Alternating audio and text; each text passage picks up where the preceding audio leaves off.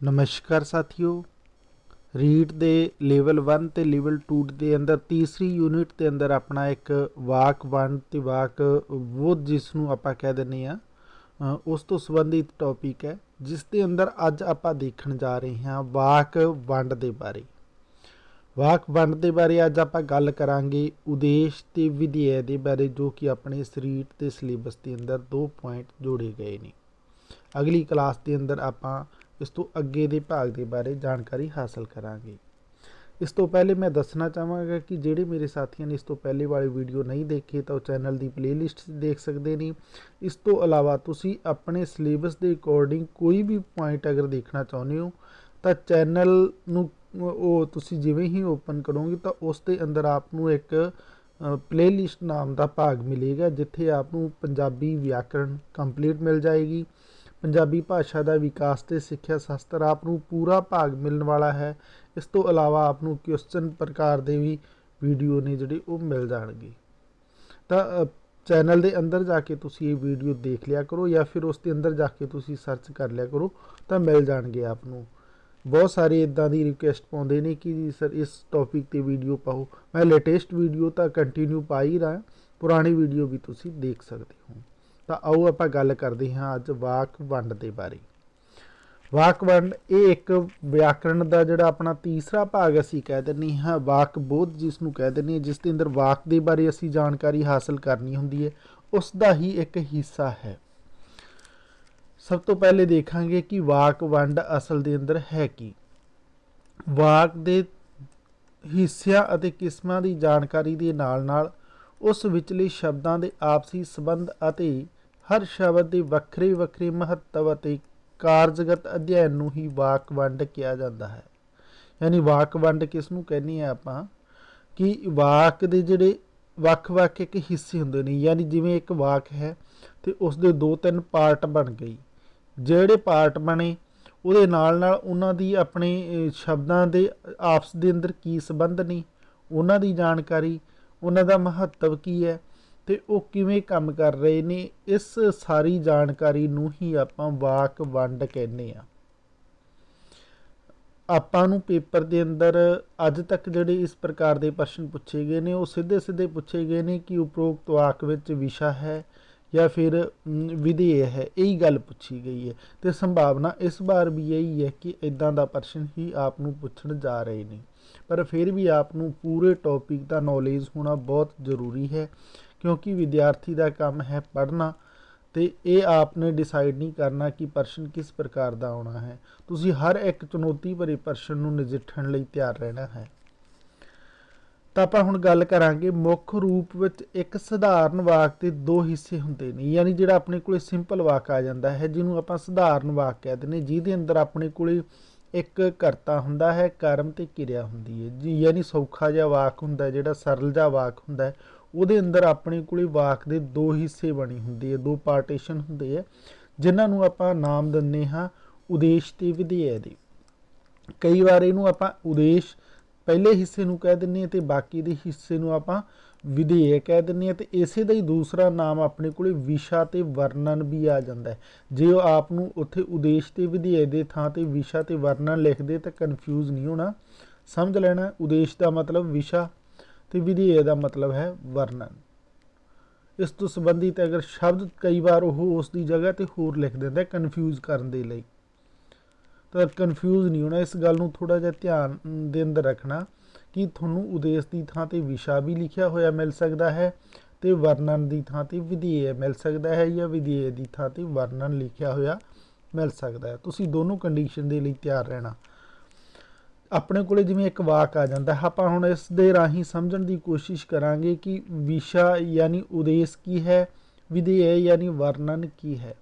अपने कोले एक सरल जिहा वाक है राम स्कूल जांदा है। हुण अपने कोले एक सौखा जिहा वाक आ गया कि राम स्कूल जांदा है। आपां इस दे राही समझण की कोशिश करांगे भी विशा यानी उदेश की है। हुण इस ने दस्सिया है कि विशा जां फिर उदेश की जदों आपां गल करदे हां तो वो अपने कोले राम आ जाता है। तो हुण बाकी इसने लिखा है कि विधेय या फिर वर्णन जिहड़ा बाकी बच गया वो की आ जाता है, विधेय आ जाता है, या फिर उसनूं आपां वर्णन कह देंगे। ਇਹ ਤਾਂ ਇਸਨੇ ਭਾਗ ਦੇ ਦਿੱਤਾ, ਪਰ ਆਪਾਂ ਨੂੰ ਕਿਵੇਂ ਪਤਾ ਚੱਲੂ ਕਿ ਆਪਣੇ ਵਾਕ ਦੇ ਅੰਦਰ ਵਿਸ਼ਾ ਜਾਂ ਫਿਰ ਉਦੇਸ਼ ਕੀ ਹੈ, ਵਿਧੇय ਜਾਂ ਫਿਰ ਵਰਣਨ ਕੀ ਹੈ, ਇਹ ਆਪਾਂ ਨੂੰ ਕਿਵੇਂ ਪਤਾ ਚੱਲੂ। ਤਾਂ ਇਹਦੇ ਲਈ ਆਪਾਂ ਸਾਥੀਓ ਕੀ ਕਰਨਾ ਹੈ, ਜਿਵੇਂ ਕਿ ਆਪਣੇ ਕੋਲੇ ਇੱਥੇ ਆਹ ਰਾਮ ਸਕੂਲ ਜਾਂਦਾ ਹੈ, ਵਾਕ ਆ ਦਿੱਤਾ ਹੋਇਆ, ਆਪਾਂ ਐਸੇ ਨੂੰ ਹੀ ਲੈ ਲੈਂਦੇ ਹਾਂ ਸਮਝਣ ਦੇ ਲਈ। ਹੁਣ ਆਪਾਂ ਇਸ ਨੂੰ ਵਿਆਕਰਨਿਕ ਇਕਾਈਆਂ ਅਨੁਸਾਰ ਵੰਡ ਕਰ ਲੈਂਦੇ ਹਾਂ। ਸਭ ਤੋਂ ਪਹਿਲੇ ਆਪਣੇ ਕੋਲੇ ਕੀ ਆ ਗਿਆ, ਰਾਮ। ਰਾਮ ਕੌਣ ਆ ਗਿਆ, ਕਰਤਾ ਆ ਗਿਆ। ਰਾਮ ਨੂੰ ਕੀ ਕਹਿ ਰਹੇ ਹਾਂ ਆਪਾਂ, ਕਰਤਾ ਕਹਿ ਰਹੇ ਹਾਂ।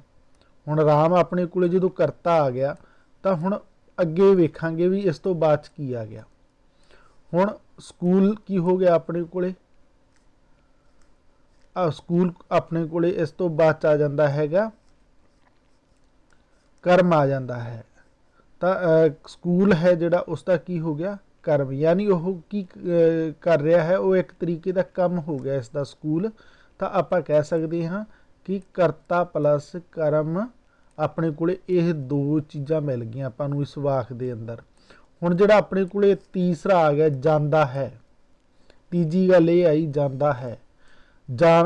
ਜਾਣਾ, ਖਾਣਾ, ਪਹਿਨਣਾ, ਰੋਣਾ, ਹੱਸਣਾ, ਇਸ ਪ੍ਰਕਾਰ ਦੇ ਜਿਹੜੇ ਸ਼ਬਦ ਆ ਜਾਂਦੇ ਨੇ, ਯਾਨੀ ਉਹ ਕਿਰਿਆ ਹੋਣ, ਕੰਮ ਹੋਣ ਦੇ ਬਾਰੇ ਦੱਸ ਰਹੇ ਹੁੰਦੇ ਨੇ, ਉਹਨਾਂ ਨੂੰ ਆਪਾਂ ਕਿਰਿਆ ਕਹਿੰਦੇ ਹਾਂ।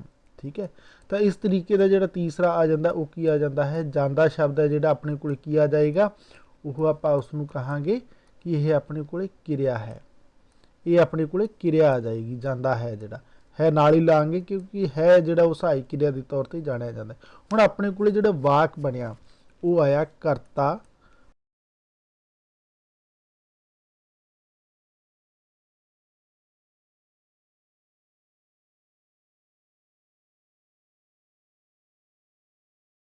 आ गया, करता प्लस कर्म प्लस किरिया, इस तरीके दे नाल आ गया है।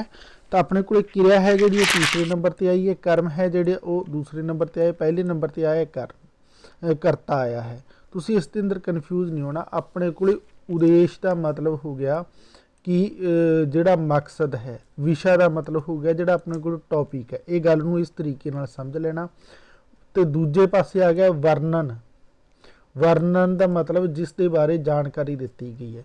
तुसी इको ही गल नोट करनी है कि उस वाक का जो लीडर होएगा, लीडर तो अर्थात करता होएगा, यानी ये जोड़ा वाक है उसका जो करता होएगा वो हमेशा ही उद्देश भरपूर होंदा है, यानी ओनू उद्देश कहने आप या फिर विशा कहने। बाकी का जिन्ना भी बच जाता है उद्देश के लिए वर्णन हो रहा है, यानी तुसी इसनू इस तरीके नाल समझण दा तरीका है, याद रखने का तरीका है। इस तरीके नाल याद सौखा रह सकता अपनी कि जोड़ा करता हुंदा है वो एक तरीके का उद्देश हो गया, विशा हो गया, यानी उन्होंने आप लीडर मान लिया। फिर उस लीडर के लिए आप जो वर्णन कर रहे हैं, बाकी का हिस्सा जो वर्णन हो गया ना, चाहे वो कर्म है चाहे किरिया है कुछ भी है, वो सारा का सारा उसका वर्णन हो गया। तो की हो जाएगा इस तरीके नाल कि जोड़ा पहला भाग करता है वो तो वह उद्देश बन जाएगा, तो बाकी का जिन्ना भी हिस्सा बचे उन्होंने आप विधेय कहांगे, जिहदे अंदर कर्म भी आ जाता है, जिहदे अंदर किरिया भी आ जाती है। ये दोनों गल्लां आ जांदियां ने। वो अपने कोल बच जाता है, वो विधेय बच जाता है, या फिर उसनूं आपां की आखदे हां, उसनूं वर्णन कह दिंदे हां। तो इस तरीके नाल वाक दे दो हिस्से बनते हैं, एक उद्देश हो जाता है तो दूसरा विधेय, एक विशा हो जाता है तो दूसरा वर्णन हो जाता है। जोड़ा अपने को विशा या फिर उद्देश है वह वाक का लीडर यानी करता हो गया, बाकी का जोड़ा हिस्सा बच जाता है वाक का वो अपने को विधेय या फिर वर्णन के तौर पर रह जाता है। इस तरीके नाल जेकर समझ के एक दो बार प्रैक्टिस करोगे तो आपको बहुत ही सुखाला समझ आ जाएगा। कोई मुश्किल वाली तो गल नहीं है, पर फिर भी इसनूं समझोगे, तुसी प्रैक्टिस करोगे तो देखना। अगर ना आपनूं समझ आई तो फिर दोबारा तो कमेंट करना। मैं थोड़ा जा इस नज़रिए नाल समझाउण दी कोशिश कर रहा कि आप दे दिमाग के अंदर ये गल फिट हो जाए, ना कि मैं इसनूं ਜਿਹੜੇ पढ़ाउण दे असली तत्थ ने उन्हां दे आधार ते गल कर रहा, क्योंकि अपना मकसद है जिहड़ा वो रीट इम्तिहान के अंदर पूछे गए ने टॉपिकां नूं हल करना भी है।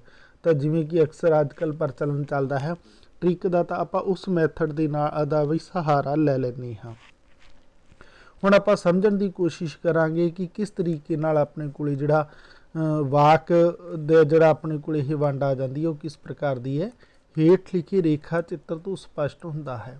ਯਾਨੀ ਹੁਣ ਇੱਕ ਆਪਣੇ ਕੋਲ ਇਹ ਡਾਇਗਰਾਮ ਆ ਗਿਆ, ਇਸ ਦੇ ਰਾਹੀਂ ਸਮਝਾਂਗੇ। ਆਪਣੇ ਕੋਲ ਇੱਕ ਵਾਕ ਹੁੰਦਾ ਹੈ, ਇਸ ਵਾਕ ਦੀ ਆਪਣੇ ਕੋਲ ਦੋ ਹਿੱਸੇ ਹੁੰਦੇ ਨੇ। ਇੱਕ ਤਾਂ ਹੁੰਦਾ ਹੈ ਵਿਸ਼ਾ ਜਾਂ ਫਿਰ ਉਦੇਸ਼, ਤੇ ਦੂਸਰਾ ਆ ਜਾਂਦਾ ਹੈ ਵਿਧੇਯ ਜਾਂ ਫਿਰ ਉਹ ਆ ਜਾਂਦਾ ਹੈ ਵਰਣਨ।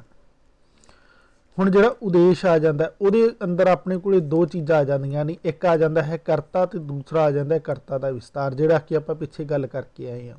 ਕਰਤਾ ਯਾਨੀ ਜਿਹੜਾ ਲੀਡਰ, ਯਾਨੀ ਜਿਹੜਾ ਕੰਮ ਕਰਨ ਵਾਲਾ ਹੈ। ਕਰਤਾ ਦਾ ਵਿਸਤਾਰ ਯਾਨੀ ਉਸ ਦੇ ਵਿਸਤਾਰ ਦੇ ਬਾਰੇ ਜੋ ਹੈ।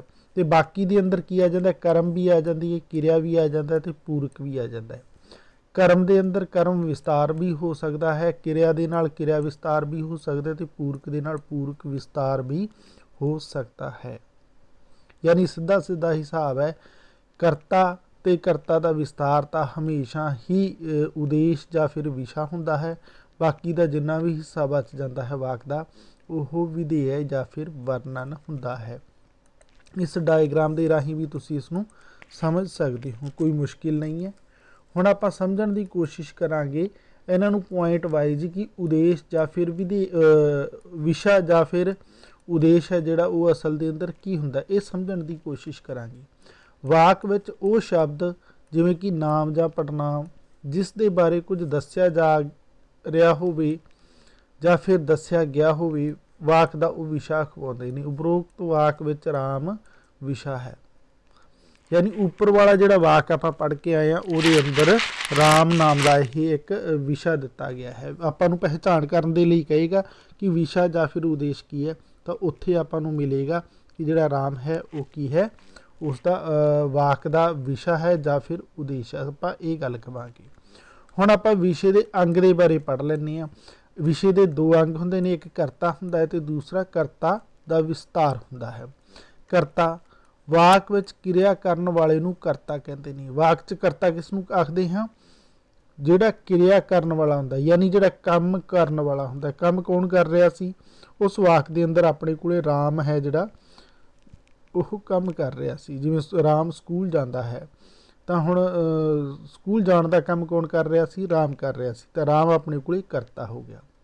ਤਾਂ ਉਸ ਨੂੰ ਆਪਾਂ ਕਰਤਾ ਦੇ ਤਹਿਤ ਰੱਖਾਂਗੇ, ਯਾਨੀ ਇਹ ਵਿਸ਼ਾ ਜਾਂ ਫਿਰ ਉਦੇਸ਼ ਦਾ ਇੱਕ ਪਾਰਟ ਹੈ। ਹਰਜੀਤ ਕਿਤਾਬ ਪੜ੍ਹਦੀ। ਹੁਣ ਬੜਾ ਹੀ ਸੌਖਾ ਹੈ, ਹਰਜੀਤ ਆਪਣੇ ਕੋਲੇ ਕੀ ਆ ਗਿਆ, ਕਰਤਾ ਦੇ ਤੌਰ ਤੇ ਆ ਗਿਆ। ਹਰਜੀਤ ਜਿਹੜਾ ਆਇਆ ਹੈ ਉਹ ਕਰਤਾ ਦੇ ਤੌਰ ਤੇ ਆਇਆ। ਇਸ ਵਾਕ ਵਿੱਚ ਹਰਜੀਤ ਆਪਾਂ ਨੂੰ ਕਰਤਾ ਦੇ ਤੌਰ ਤੇ ਦਿੱਤਾ ਗਿਆ। ਪਰ ਹੁਣ ਆਪਾਂ ਦੇਖਦੇ ਹਾਂ ਕਰਤਾ ਵਿਸਤਾਰ ਕੀ ਹੈ। ਕਰਤਾ ਦਾ ਵਿਸਤਾਰ ਕੀ ਹੈ, ਕਰਤਾ ਦੀ ਵਿਸ਼ੇਸ਼ਤਾ ਦੱਸਣ ਵਾਲੇ ਸ਼ਬਦਾਂ ਨੂੰ ਕਰਤਾ ਵਿਸਤਾਰ ਕਿਹਾ ਜਾਂਦਾ ਹੈ। ਹੁਣ ਕਈ ਵਾਰ ਕੀ ਹੁੰਦਾ ਹੈ, ਵਾਕ ਦੇ ਅੰਦਰ ਇਸ ਪ੍ਰਕਾਰ ਦੇ ਸ਼ਬਦ ਮਿਲ ਜਾਂਦੇ ਨੇ ਜਿਹੜੇ ਕਰਤੇ ਦੀ, ਯਾਨੀ ਜਿਹੜਾ ਆਪਣਾ ਪਹਿਲਾ ਟੌਪਿਕ ਹੈ ਉਸ ਦੀ ਵਿਸ਼ੇਸ਼ਤਾ ਵੀ ਦੱਸ ਰਹੇ ਹੋਣ, ਤਾਂ ਇੱਦਾਂ ਦੇ ਸ਼ਬਦਾਂ ਨੂੰ ਆਪਾਂ ਕਰਤਾ ਦਾ ਵਿਸਤਾਰ ਕਹਿ ਦਿੰਦੇ ਹਾਂ। ਜਿਵੇਂ ਕਿ ਆਪਣੇ ਕੋਲੇ ਇੱਕ ਸ਼ਬਦ ਵਾਕ ਦਿੱਤਾ ਹੈ, ਚੰਗੇ ਮੁੰਡੇ ਕੋਈ ਸ਼ਰਾਰਤ ਨਹੀਂ ਕਰਦੇ। ਚੰਗੇ ਮੁੰਡੇ ਕੋਈ ਸ਼ਰਾਰਤ ਨਹੀਂ ਕਰਦੇ।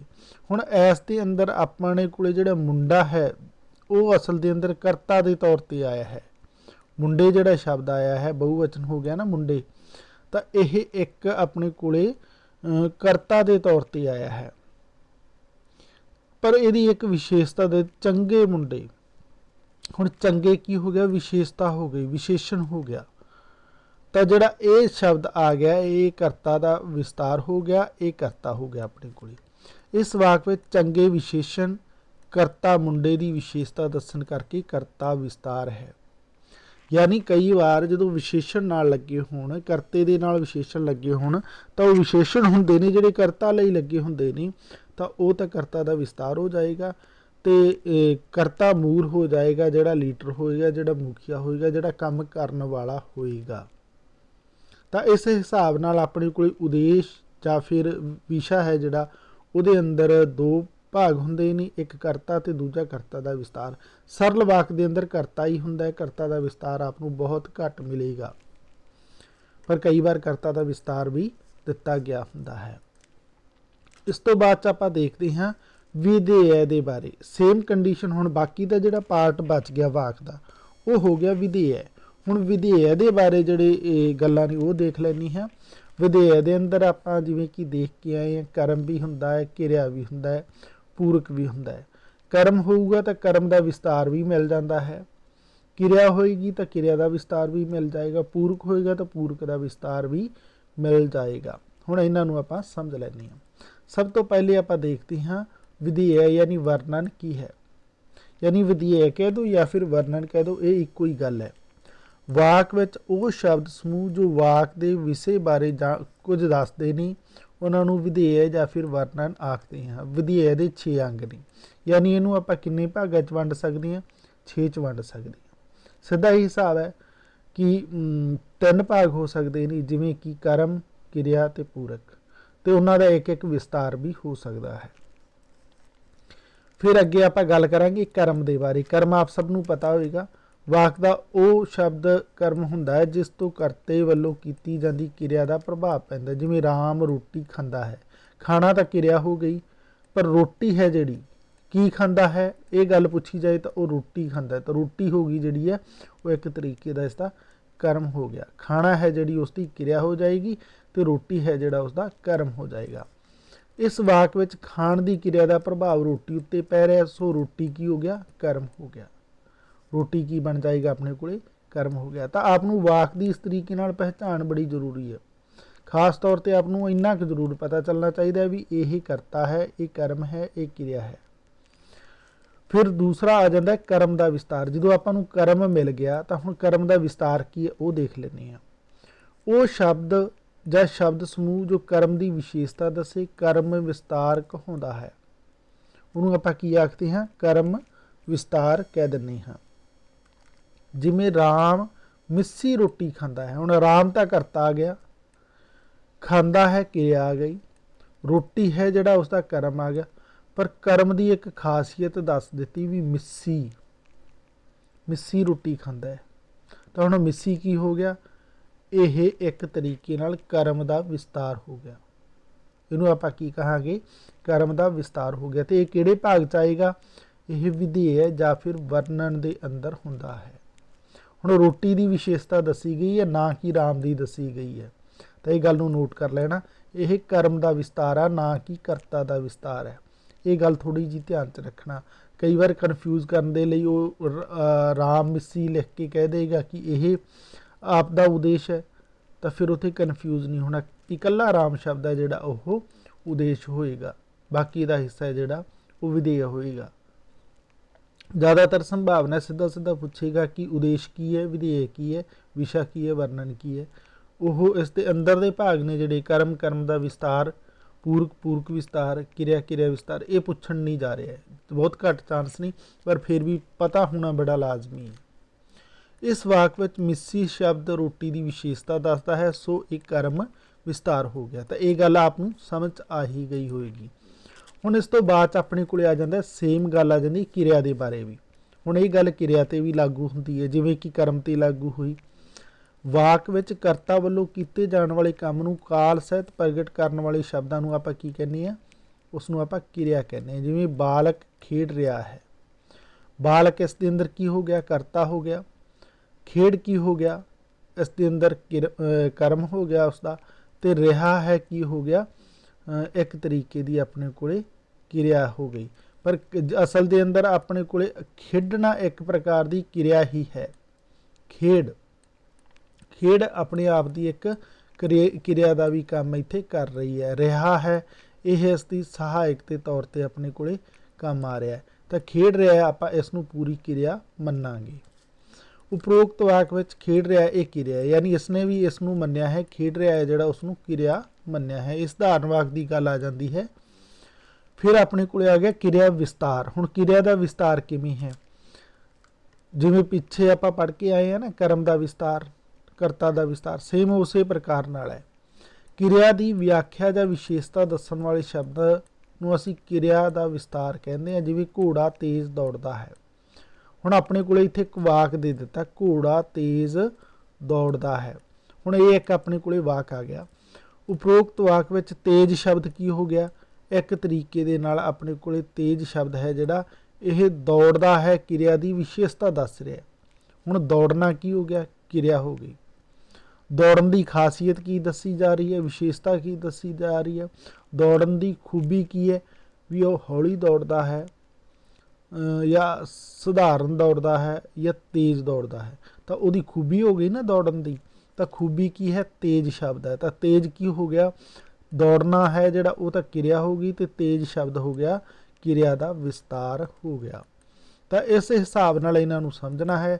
ਤੇ ਇਸ ਤਰੀਕੇ ਨਾਲ ਸਮਝੋਗੇ ਤਾਂ ਕੋਈ ਮੁਸ਼ਕਿਲ ਨਹੀਂ ਹੈ, ਬਿਲਕੁਲ ਸਰਲ ਹੈ। ਇਸ ਤੋਂ ਬਾਅਦ 'ਚ ਆਪਣੇ ਕੋਲੇ ਜਿਹੜਾ ਆ ਜਾਂਦਾ, ਉਹ ਆ ਜਾਂਦਾ ਪੂਰਕ। ਇਸ ਤਰੀਕੇ ਨਾਲ ਆਪਾਂ ਪੂਰਕ ਤੇ ਪੂਰਕ ਦਾ ਵਿਸਤਾਰ ਵੀ ਦੇਖ ਲੈਂਦੇ ਹਾਂ। ਵਾਕ ਦੇ ਭਾਵ ਨੂੰ ਪੂਰਾ ਕਰਨ ਵਾਲੇ ਸ਼ਬਦਾਂ ਜਾਂ ਅਪੂਰੀ ਕਿਰਿਆ ਨੂੰ ਪੂਰਾ ਕਰਨ ਵਾਲੇ ਸ਼ਬਦ ਪੂਰਕ ਅਖਵਾਉਂਦੇ ਨੇ। ਜਿਵੇਂ ਸ਼ਾਮ ਖੜਾ ਸ਼ਾਮ ਬੜਾ ਚੰਗਾ ਮੁੰਡਾ ਹੈ। ਹੁਣ ਇੱਥੇ ਆਪਾਂ ਨੂੰ ਵਾਕ ਦੇ ਦਿੱਤਾ ਇੱਕ ਕਿ ਸ਼ਾਮ ਬੜਾ ਚੰਗਾ ਮੁੰਡਾ ਹੈ। ਹੁਣ ਅਸਲ ਦੇ ਅੰਦਰ ਪੂਰਕ ਹੁੰਦੇ ਕੀ ਨੇ? ਜਿਵੇਂ ਕਿ ਇਸ ਦੇ ਅੰਦਰ ਦੱਸਿਆ ਵੀ ਗਿਆ ਕਿ ਵਾਕ ਦੇ ਭਾਵ ਨੂੰ ਪੂਰਾ ਕਰਨ ਵਾਲੀ, ਕਈ ਵਾਰੀ ਕੀ ਗੱਲ ਹੁੰਦਾ ਹੈ ਕਿ ਵਾਕ ਆਪਾਂ ਨੂੰ ਜਿਹੜਾ ਉਸਦਾ ਮਤਲਬ ਸਮਝਾਉਣ ਵਾਲੇ ਕੁਝ ਹੋਰ ਸ਼ਬਦ ਹੁੰਦੇ ਨੇ, ਜਿਹੜੇ ਵਾਕ ਦਾ ਪੂਰਾ ਆਪਾਂ ਨੂੰ ਮੀਨਸ ਹੈ ਜਿਹੜਾ ਉਹ ਪਤਾ ਲਵਾਉਂਦੇ ਨਹੀਂ। ਜਾਂ ਫਿਰ ਅਧੂਰੀ ਕਿਰਿਆ ਕਈ ਵਾਰੀ ਹੁੰਦੀ ਹੈ, ਉਸ ਨੂੰ ਪੂਰਾ ਕਰਨ ਦੇ ਲਈ ਕੁਝ ਸ਼ਬਦ ਹੁੰਦੇ ਨੇ, ਤੇ ਉਹਨਾਂ ਨੂੰ ਆਪਾਂ ਪੂਰਕ ਕਹਿੰਦੇ ਹਾਂ। ਹੁਣ ਇਸ ਵਾਕ ਦੇ ਅੰਦਰ ਮੁੰਡਾ ਸ਼ਬਦ ਹੈ ਜਿਹੜਾ ਉਹ ਪੂਰਕ ਦੇ ਤੌਰ ਤੇ ਆਇਆ ਹੈ। ਹੁਣ ਇੱਥੇ ਜਿਵੇਂ ਸ਼ਾਮ ਹੈ ਜਿਹੜਾ, ਉਹ ਤਾਂ ਆਪਣੇ ਕੋਲ ਕਰਤਾ ਦੇ ਤੌਰ ਤੇ ਆ ਗਿਆ, ਪਰ ਮੁੰਡਾ ਜਿਹੜਾ ਸ਼ਬਦ ਹੈ ਉਹ ਆਪਾਂ ਨੂੰ ਕਿਸ ਤੌਰ ਤੇ ਆਇਆ ਹੈ? ਪੂਰਕ ਤੌਰ ਤੇ ਆਇਆ ਹੈ। ਹੁਣ ਪੂਰਕ ਦਾ ਵਿਸਤਾਰ ਕੀ ਹੈ? ਤੁਸੀਂ ਦੇਖ ਹੀ ਰਹੇ ਹੋ ਕਿ ਇਸ ਦੇ ਅੰਦਰ ਚੰਗਾ ਸ਼ਬਦ ਹੈ ਜਿਹੜਾ ਪੂਰਕ ਮੁੰਡਾ ਆਇਆ ਸੀ, ਉਸ ਦੇ ਆਪਣੇ ਕੋਲੇ ਖੂਬੀ ਆ ਗਈ ਚੰਗਾ, ਤਾਂ ਉਹ ਵਿਸਤਾਰ ਹੋ ਜਾਏਗਾ। ਪੂਰਕ ਨਾਲ ਜਿਹੜਾ ਵਿਸ਼ੇਸ਼ਣ ਲੱਗਾ ਹੋਵੇ ਉਸ ਨੂੰ ਪੂਰਕ ਵਿਸਤਾਰ ਕਿਹਾ ਜਾਂਦਾ ਹੈ। ਜਿਵੇਂ ਕਿ ਉਪਰੋਕਤ ਵਾਕ ਵਿੱਚ ਚੰਗਾ ਸ਼ਬਦ ਪੂਰਕ ਵਿਸਤਾਰ ਹੈ। ਯਾਨੀ ਆਪਾਂ ਨੂੰ ਜਿਹੜਾ ਸ਼ਬਦ ਜਿਹੜਾ ਮਿਲਿਆ ਸੀਗਾ ਮੁੰਡਾ, ਜਿਹੜਾ ਇਸ ਵਾਕ ਨੂੰ ਪੂਰਾ ਕਰਨ ਦੇ ਲਈ ਆਇਆ ਸੀ, ਪੂਰਕ ਯਾਨੀ ਉਸ ਦਾ ਪੂਰਾ ਭਾਵ ਸਮਝਾਉਣ ਦੇ ਲਈ ਆਇਆ ਸੀ, ਪੂਰਕ ਦੇ ਤੌਰ ਤੇ ਆਇਆ ਸੀ, ਤਾਂ ਉਸ ਦੀ ਵਿਸ਼ੇਸ਼ਤਾ ਚੰਗਾ ਸੀ। ਤਾਂ ਇਸ ਲਿਹਾਜ਼ ਨਾਲ ਅਸੀਂ ਕਹਾਂਗੇ ਕਿ ਚੰਗਾ ਸ਼ਬਦ ਹੈ ਜਿਹੜਾ ਉਹ ਪੂਰਕ ਦਾ ਵਿਸਤਾਰ ਹੈ। ਤਾਂ ਅਸਲ ਦੇ ਅੰਦਰ ਆਪਣੇ ਕੋਲੇ ਜਦੋਂ ਵਾਕ ਨੂੰ ਵੰਡਣ ਦੀ ਗੱਲ ਕਰਦੇ ਹਾਂ ਤਾਂ ਦੋ ਹਿੱਸਿਆਂ 'ਚ ਵੰਡਦੇ ਹਾਂ, ਇੱਕ ਉਦੇਸ਼ ਤੇ ਦੂਜਾ ਵਿਧੇਯ ਹੈ। ਕਰਤਾ ਹੁੰਦਾ ਹੈ ਜਿਹੜਾ ਉਹ ਉਦੇਸ਼ ਦੇ ਅੰਦਰ ਆ ਜਾਂਦਾ ਹੈ, ਬਾਕੀ ਦਾ ਜਿੰਨਾ ਵੀ ਭਾਗ ਬਚ ਜਾਂਦਾ ਉਹ ਵਿਧੇਯ ਦੇ ਅੰਦਰ ਆ ਜਾਂਦਾ ਹੈ। ਹੁਣ ਕਰਤਾ ਹੈ ਜਿਹੜਾ, ਉਸ ਦੇ ਨਾਲ ਕਰਤਾ ਦਾ ਵਿਸਤਾਰ ਵੀ ਹੋ ਸਕਦਾ, ਉਹ ਦੋਨੋਂ ਉਦੇਸ਼ ਦੇ ਅੰਦਰ ਆਉਂਦੇ ਨੇ, ਜਾਂ ਫਿਰ ਉਹਨੂੰ ਆਪਾਂ ਵਿਸ਼ਾ ਕਹਿ ਦਿੰਦੇ ਹਾਂ। ਬਾਕੀ ਦੀਆਂ ਜਿਹੜੀਆਂ ਗੱਲਾਂ ਆ ਜਾਂਦੀਆਂ ਕਰਮ ਕਿਰਿਆ ਪੂਰਕ, ਉਹ ਸਾਰੀਆਂ ਦੇ ਸਾਰੀਆਂ ਵਿਧੇਯ ਦੇ ਅੰਦਰ ਆਉਂਦੀਆਂ ਨੇ। ਤੇ ਕਰਮ ਦਾ ਵਿਸਤਾਰ ਵੀ ਵਿਧੇਯ 'ਚ ਹੋਏਗਾ, ਕਿਰਿਆ ਦਾ ਵਿਸਤਾਰ ਵੀ ਵਿਧੇਯ ਦੇ ਅੰਦਰ ਹੋਏਗਾ, ਤੇ ਇਸ ਦੇ ਨਾਲ ਨਾਲ ਪੂਰਕ ਦਾ ਵਿਸਤਾਰ ਵੀ ਵਿਧੇਯ ਦੇ ਅੰਦਰ ਹੀ ਹੋਏਗਾ। ਫਿਰ ਇਸ ਤੋਂ ਬਾਅਦ 'ਚ ਆਪਾਂ ਦੇਖ ਲੈਂਦੇ ਹਾਂ ਕਿਸੇ ਵਾਕ ਨੂੰ ਉਦੇਸ਼ ਜਾਂ ਵਿਧੇਯ ਦੇ ਉੱਪਰ ਦੱਸੇ 6 ਭਾਗਾਂ ਵਿੱਚ ਵੰਡ ਦੇਣ ਦਾ ਨਾਂ ਹੀ ਵਾਕ ਵੰਡ ਹੈ। ਪਰ ਇਹ ਅਸਲ ਦੇ ਅੰਦਰ ਆਪਣੇ ਕੋਲੇ ਜਿਵੇਂ ਕਿ ਇੱਥੇ ਦੱਸਿਆ ਗਿਆ ਕਿ ਆਪਾਂ ਜਿਹੜਾ ਹੁਣ ਸਮਝਿਆ ਨਾ, ਇਹ 6 ਭਾਗ ਨੇ ਜਿਹੜੇ, ਇਹ ਹੀ ਇਸ ਵਾਕ ਵੰਡ ਦਾ ਨਾਮ ਅਖਵਾਉਂਦੇ ਨੇ। ਇਹ ਗੱਲ ਯਾਦ ਰੱਖਣੀ ਚਾਹੀਦੀ ਹੈ ਕਿ ਇਹ ਜ਼ਰੂਰੀ ਨਹੀਂ ਕਿ ਹਰ ਵਾਕ ਦੇ 8 ਭਾਗ ਹੋਣ, ਪਰ ਵਾਕ ਵਿੱਚ ਕਿਰਿਆ ਦਾ ਹੋਣਾ ਜ਼ਰੂਰੀ ਹੈ। ਵਾਕ ਦੇ ਭਾਗ ਹੈ ਜਿਹੜੇ, ਉਹ ਆਪਾਂ ਨੂੰ ਇਹ 8 ਨਹੀਂ ਹੋ ਸਕਦਾ ਵੀ ਆਪਣੇ ਕੋਲੇ ਕਰਤਾ ਕਰਮ ਕਿਰਿਆ ਹੈ, ਪੂਰਕ ਨਹੀਂ ਹੈ, ਇੱਦਾਂ ਵੀ ਹੋ ਸਕਦਾ ਹੈ। ਜੇ ਕਰਤਾ ਹੈ, ਕਰਤਾ ਦਾ ਵਿਸਤਾਰ ਵੀ ਹੋ ਸਕਦਾ ਹੈ, ਕਰਮ ਹੈ, ਕਰਮ ਦਾ ਵਿਸਤਾਰ ਵੀ ਹੋ ਸਕਦਾ ਹੈ, ਕਿਰਿਆ ਦਾ ਵਿਸਤਾਰ ਵੀ ਹੋ ਸਕਦਾ ਹੈ। ਪਰ ਇਹ ਗੱਲ ਜ਼ਰੂਰੀ ਹੁੰਦੀ ਹੈ ਕਿ ਕਿਰਿਆ ਦਾ ਹੋਣਾ ਜ਼ਰੂਰੀ ਹੈ, ਤੇ ਵਾਕ ਦੇ ਵੰਡ ਦੇ ਅੰਦਰ ਖਾਸ ਗੱਲ ਆ ਜਾਂਦੀ ਹੈ। ਮੈਂ ਕੋਸ਼ਿਸ਼ ਕੀਤੀ ਆਪ ਦੇ ਜਿਹੜਾ ਇਮਤਿਹਾਨ ਹੈ, ਰੀਟ ਹੈ, ਉਸ ਦੇ ਅਕੋਰਡਿੰਗ ਇਸ ਪੁਆਇੰਟ ਨੂੰ ਸਮਝਾਉਣ ਦੀ ਕਿ ਆਪ ਨੂੰ ਇਸ ਰੀਟ ਦੇ ਅੰਦਰ ਜੋ ਪੁੱਛਣ ਜਾ ਰਿਹਾ ਉਹਨੂੰ ਆਪਾਂ ਕਿਵੇਂ ਹੱਲ ਕਰਨਾ ਹੈ। ਮੇਰੀ ਕੋਸ਼ਿਸ਼ ਹੈ ਕਿ ਆਪ ਨੂੰ ਇਮਤਿਹਾਨ ਦੇ ਅੰਦਰ ਕਾਮਯਾਬੀ ਦਿਵਾਉਣਾ, ਉਸ ਦੇ ਅੰਦਰ ਮਦਦ ਕਰਨਾ। ਮੇਰੀ ਕੋਸ਼ਿਸ਼ ਵੱਧੋ ਵੱਧ ਇਹੀ ਰਹਿੰਦੀ ਹੈ ਕਿ ਇੱਕ ਇੱਕ ਪੁਆਇੰਟ ਨੂੰ ਇਸ ਤਰੀਕੇ ਨਾਲ ਸਮਝਾਇਆ ਜਾਏ ਕਿ ਰੀਟ ਦੇ ਨਜ਼ਰੀਏ ਤੋਂ ਉਹ ਗੱਲਾਂ ਆਪ ਦੇ ਸਮਝ ਦੇ ਅੰਦਰ ਆ ਜਾਣ, ਤੇ ਤੁਸੀਂ ਪੁੱਛੇ ਗਏ ਪ੍ਰਸ਼ਨ ਨੂੰ ਪੇਪਰ ਦੇ ਅੰਦਰ ਠੀਕ ਕਰਨ ਦੇ ਅੰਦਰ ਕਾਮਯਾਬ ਹੋ ਜਾਓ। ਐਸੇ ਆਸ ਦੇ ਨਾਲ ਮਿਲਦਾ ਹਾਂ ਅਗਲੀ ਕਲਾਸ ਦੇ ਅੰਦਰ। ਉਦੋਂ ਤੱਕ ਦੇ ਲਈ ਧੰਨਵਾਦ ਸਾਥੀਓ।